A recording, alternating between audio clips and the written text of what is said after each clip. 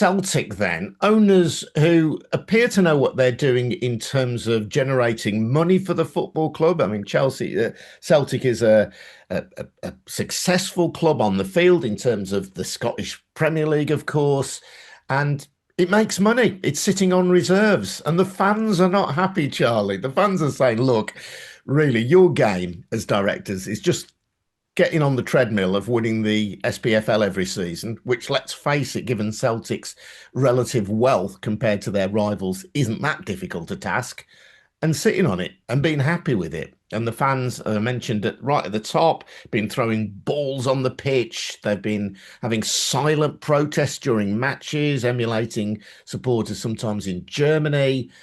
And they're now operating this not a penny more boycott, not another penny campaign to boycott everything other than match tickets. Where do you sit on this, Charlie? What sense do you make of this? It is a really interesting situation and a complex one, Adrian.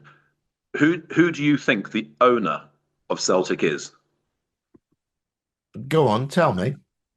Well, a lot of people think it's Dermot Desmond. Mm, Dermot Desmond owns 34% of the club. yeah, Doesn't make you the owner yeah, anywhere. yeah. Now, what people forget is that Celtic is a quoted company. It's a listed company. It doesn't have an owner, Mm, right? mm, But effectively, what's happened is that Dermot Desmond and a couple of friends have managed the situation in such a way that they control the running of the club without actually being the owners of the club. Now, this money that we're talking about, bear in mind that none of this money comes from the board or the shareholders. In fact, quite the opposite. The shareholders occasionally get paid dividends, right? So this money is the fans' money, right? That's It's a totally different situation. Normally, in these situations of fan protests, you'll hear me get a little bit sort of like on my high horse saying, well, if the fans complain, it's one thing, but it's the owner who's funding the club. In Celtic's case, the fans fund the club, the whole of it. The directors and the shareholders put no money in and sometimes take money out. So it's a very strange situation, much more like German football. It's much more similar to or something like that. A huge club with massive revenues. And the idea of the original flotation, going back whenever it was, 30 years ago, more, was that basically this would broaden the base and enable loads of Celtic fans to be shareholders, and loads of them are, by the way. This is, when you talk about the Celtic collective, that includes lots and lots of people who are small shareholders in the club, right? Now, the situation is very, very strange because effectively Dermot Desmond is shadow controlling the club whilst being a non-executive director. He's not the chairman. He's not the chief executive. He's a Ned.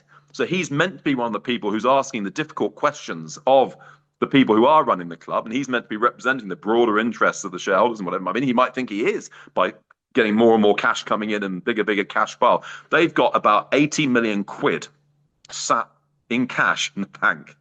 Right? So it's such a different situation to anything that we could have known about. Now, during that time that this situation has pertained, it's been about 20 years. Celtic have, in quotation marks, been successful during that time, right? Which, if you are to determine success as being, as you say, winning the Scottish Premier League, but there's a big asterisk against that success. That period has coincided with the implosion of Rangers, right? During those 20 years, Rangers have been in desperate trouble for most of the time. As you remember, they went bust and had to go all the way down to the bottom of the league. But even before then, they were in a mess. And even since then, they've been in a mess. And they recently had a takeover, which should, in theory, put them on firmer ground. But then the new owners made a disastrous managerial appointment, so they're still in a mess, etc. So Rangers have been in a mess throughout that time. And slightly unusually compared to other European leagues, the next rank of clubs down haven't managed to get into the 21st century and start doing things in a different way so that they can challenge Celtic, right? So you've had Celtic, Rangers in a mess, and then a bunch of medium-sized clubs still operating as if they were still in the 1980s, until this year in Tony Bloom. Tony Bloom then takes over Hearts, and suddenly, it's funny, you speak to some people in executives in Scottish football, and they're just totally unaware of how the rest of the world of football has moved on. And I said, before the start of the season, I think we even said it on this podcast, watch Hearts under Tony Bloom, that they could easily win this league. And friends of mine in Scotland were saying, oh, no chance whatsoever. No chance. You guys in England don't understand football. You don't understand Scottish football. Scottish football's totally different. There's no way. And I was like, yeah, that's what they said in Belgian football before Tony Bloom took over a small Belgian club that went on to win the Belgian league. If Tony Bloom uses his expertise and his strategy and applies it in a league where the big boys have been asleep driving at the wheel asleep, then you've got a big problem. And so that's what's brought that. I think that's what has brought things finally to a head. Yeah, maybe. Although I think even before Hearts' emergence this season, I think Celtic fans were unhappy because they wanted more activity in the transfer market in the summer and they didn't get it. But let's just look at the figures. I mean, Celtic's most recent accounts show a profit of nearly £34 million. That was for the year ending June the 30th, 2025. Their revenues went up to 143 million. That was a 15% increase, driven primarily by Champions League payments.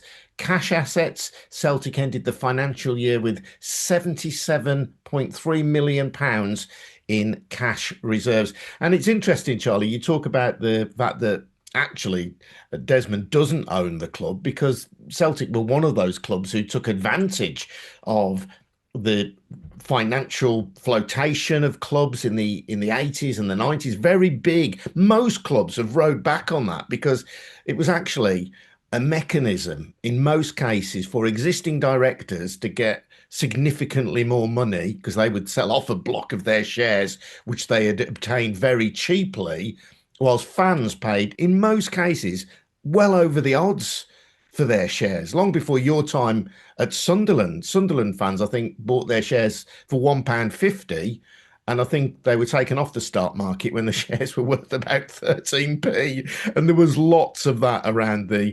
PLC-isation of football clubs. But Celtic have stuck with it. So, they are ultimately, as you say, owned by the shareholders. And that sets in train a conflict, doesn't it? Because if you're a PLC, your interest is in driving profit which will then generate dividends for the shareholders. If you're a football Not club, necessarily. Not necessarily. no, Sorry. no. No. Well, I mean, not just that. I mean, the theory is you should be trying to improve the state of your business, grow the state of your business. And I'll give you one example of why Celtic fans are angry and why I'm angry on their behalf. Right. So let's just say that you accept the argument that Celtic winning the Scottish Premier League is sufficient, and whatever happens in Europe happens in Europe. But actually, you shouldn't be spending vast amounts of money on players, because there's only so far that you can spend money on players to come to Scotland for all sorts of different reasons. Blah blah blah, whatever it might be. Okay, so let's just look at the mechanics of the Celtic business then. Let's leave aside the playing side. When Fergus McCann was the controlling shareholder of Celtic, about 20 years, 25 years, they redeveloped three sides of Parkhead, which you'll have seen on visits, but not the fourth side, not the south stand, the main stand. That was left in place. That bit was not done. And it's now very old-fashioned. It's very, very old-fashioned. So what needs to happen is that stand needs to be knocked down and the wraparound needs to be completed. And that would take the capacity of Parkhead from 60,000 to 80,000. Right?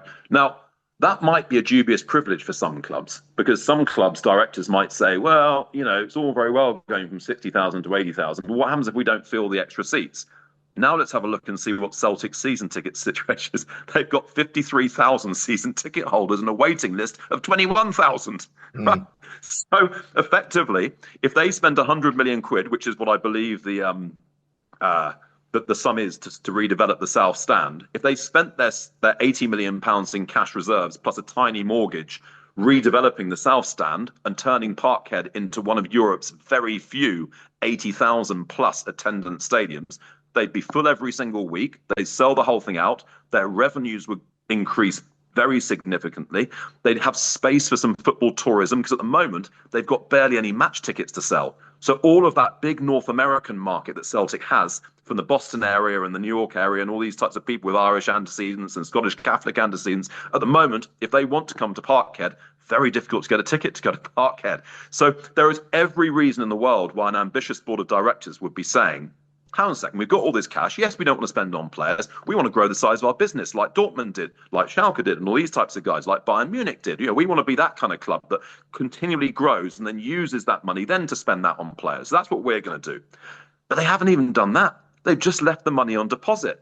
I mean, it's just it's totally ridiculous. I mean, and I think what really riles Celtic fans, or the ones who I speak to, is these directors have been in place pretty much for the last 20 years. And they inherited a club where a lot of the hard work had been done in terms of the redevelopment of Parkhead, in terms of getting themselves into a better place than Rangers and all this type of stuff. So what's actually happened in the intervening 20 years? Well, they pretty much just stood still, whilst other clubs, smaller clubs from smaller leagues in Europe, have accelerated past them. So if you think about the exploits of, let's say, Club Brugge in the last 5 years, 10 years in Europe, Club Brugge are a very much smaller entity than Celtic, and they're playing in quite a similar kind of league, really. Their average crowd is about 20,000 a game, but they've been getting to the latter stages of the Champions League on a very regular basis, on a much smaller revenue base than Celtic have got, right? So I do think that this charge of lack of ambition is justified. I think the charge of the board not representing the broader shareholder base, which includes all of these small shareholders, Celtic fans, who put their money in to buy shares, but who still put their money in terms of the revenue.